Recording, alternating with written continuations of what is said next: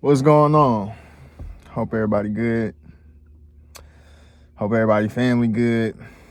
Um Today I just wanted to talk about remembering certain things before you make a purchase, right?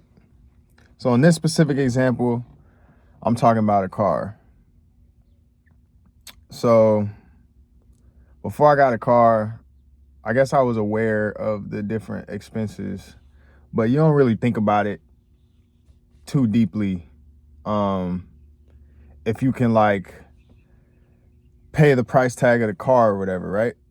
So the price that the item of whatever it is that you're buying, there's more on top of that than just the price of that, right? So with a car, it's like, yeah, you buy the car, but then you got maintenance on the car, right? If any of the tires go out, you got to service the engine. If any of the lights go out, you got to get it car washed. You got to get gas. You got to get oil changes. You got to pay auto insurance. You got to get registration. Yeah, and different things, right? So it's not just buying a car. When you buy a car, it come with all of those things as well. And if you didn't buy the car cash and you're financing it, it comes with a car note, right? So that's another monthly payment. If you bought it cash, that's a smarter choice. Just so you don't have to pay a car note every month, but you still got to pay like auto insurance, etc. If you get speeding tickets, if you get parking tickets, all those things go into it. And I'm grateful, but I think I kind of jumped the gun when I got this whip.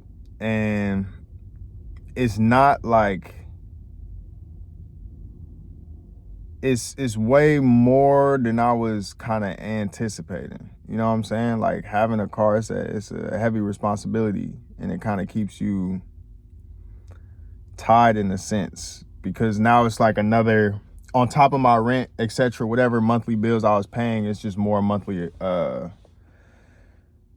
bills. But I'm grateful because I can get around. You know what I'm saying? Like I can make more opportunity having a car in the city that I am in than probably not. You know, it's a little easier to get around. Although I used to take the public transit, like the trains and the buses and stuff, and that's no problem either. It's just you be having to plan a little bit more ahead of time, you know? Because in the car, I can get there in 10, 20 minutes. If I'm taking a bus or transit, I got to kind of plan out way ahead of time, because it's going to take me like 40 minutes or an hour to get somewhere. But I really just came on here to say, don't forget and remember everything that comes with the purchases that you're making, right? So it's the same thing as a house. I'll use a house as an example because I just broke down the car. Being in an apartment, renting an apartment versus having a house, right? When you rent an apartment, you don't own it. You know, you got like a landlord or whatever. Y'all got maintenance people. If anything go wrong, you just kind of pay a monthly note or a monthly rent. You know what I'm saying? You pay your utilities and whatever, Wi-Fi, and that's kind of it, right? When you buy a house, you paying like a mortgage, right? But then you don't have the same benefits that you might have had when you were in an apartment.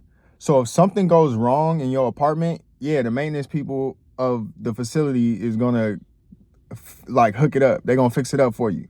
When you own a house and something go wrong, that's on you. That's now your responsibility, and you coming out of pocket to pay for that. It's not like, oh, the maintenance people gonna fix this for you, and it's on the house or whatever your apartment complex is providing for this. When you buy a house, nigga, you gotta call the plumber or you gotta call the electrician, and you gotta pay them for whatever is going wrong, right? So it's a lot more responsibility. You really maintaining the house, You paying all the bills. If anything go wrong, it's your responsibility. You don't get the same benefits, you know? So I'm not trying to scare anybody for making these purchases. I'm not trying to tell anybody what to do. I'm just trying to say, if I could talk to myself in the past, I'd be like, yo, just kind of think it through a little bit more, you know, and kind of maybe jot down the extra expenses that may not be talked about. Because when you walk into a dealership or you walk into whatever, they're not going to tell you all the expenses that come with it, you know, with the car. It's just like, oh, here's the car, here's the basic things, but you're not really thinking about like, oh, the lights, the blah, blah, blah, blah, blah, all the little nuanced things, you know what I'm saying? You think about, okay, I got the car, I can afford the note, like gas, whatever. But just remember those things, man, because that can really have a difference in this feeling of like you working uphill versus kind of like you working leveled, I guess, you know? When you building wealth and you try to put yourself in a better position, it's better to have as few expenses as you can so that whatever you make on top of that, you could keep instead of spending that on bills, you know? So the higher bills you have is kind of like, you know, you can always make more money, but those bills are monthly and they're recurring, you know? So I think it'd be smart to kind of keep those as down as possible. And I don't have a crazy like lifestyle. Like I'm not fancy or nothing like that. This car has probably been my biggest purchase recently. So, but yeah, man, it's just some things I was thinking about. When I first got this, I'm still excited. I'm not bummed at all, but I'm like, oh yeah, nah, this come with some stuff. Like, you got a lot to maintain. It's just not a car, you know what I'm saying? Like, it's a bunch of different things that you got to handle with this car. Tires, etc., you know? Cleaning it, you know. Bro, I had to get, when I first got this whip, this key was like, broke, right?